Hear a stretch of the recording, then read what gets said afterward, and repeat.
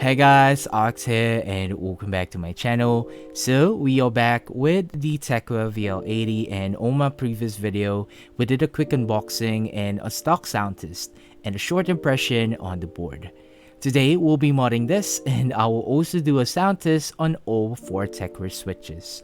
If you want to hear my full thoughts and opinion about the VL80, please do stick around at the end of the sound test. As mentioned on my first impression video, basically all you need to do is to lube the stabs and you're kinda all set with the board.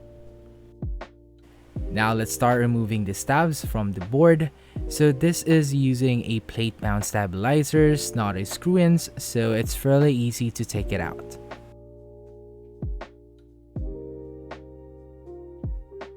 So if you are a beginner or this is your first custom board, I do suggest to take your time and enjoy. Now let's lube the stabs. I always have a separate mat whenever I do lubing, and I just place them accordingly. It doesn't have to be a mat like this. Using a tissue or a small piece of paper as a setup is also fine. So for the lube, we are going to use the XHT BDC40 wires. A 205 grade 0 would be fine, but I always want the wires to have some extra thickness on it.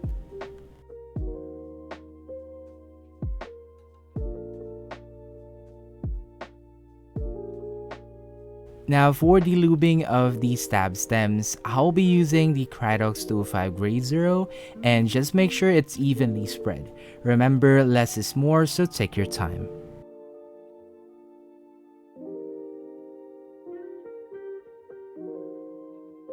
By the way, the stabs came in pre-factory lube, and as you know, I really don't like pre-factory lubes as they tend to be inconsistent, so just clean them up if you plan to mod the stabs. Now, if you plan to open up the case, there are screws under the adjustable feet.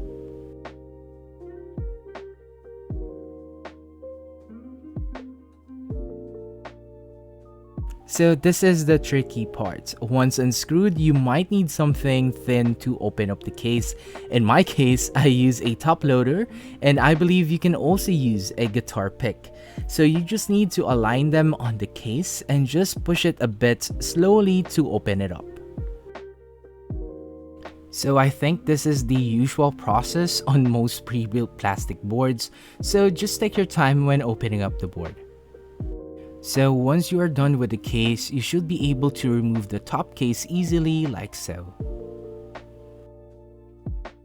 Now you can mod the inner board and like adding some tape mod on the PCB. I don't really recommend adding more foam as I think it wouldn't fit, and the board isn't hollow to begin with, so again I think the basic tape mod is fine. So putting it back on, it's really easy. Just align the top case and the bottom case and just snap it in back together.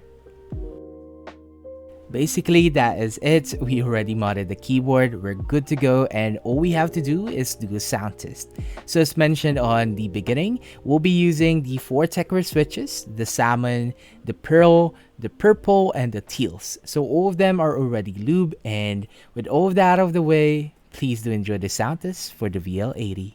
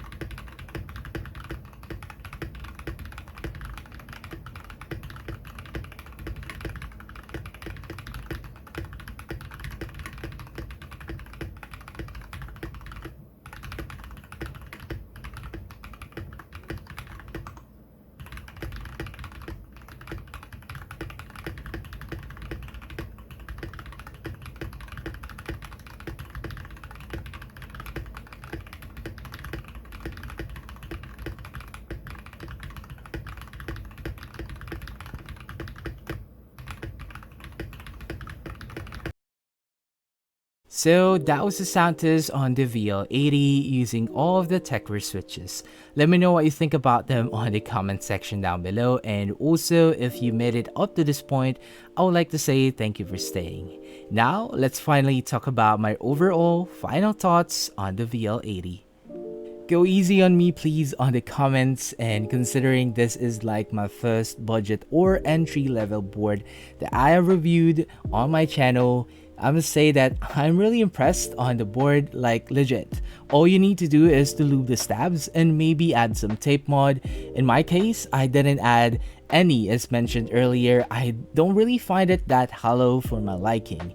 The stock switches on mine are the GAT yellows. Although they're quite nice on stock, I would still suggest lubing them for a better typing feel. Now for the Tecware switches that we have tried, I would place the Clear Pearl as the best linears to pair with, and the Pearl Salmons as the best tactile to pair with the board, if you opt out and using a Tecware switches of course. Now for my thoughts on the sound.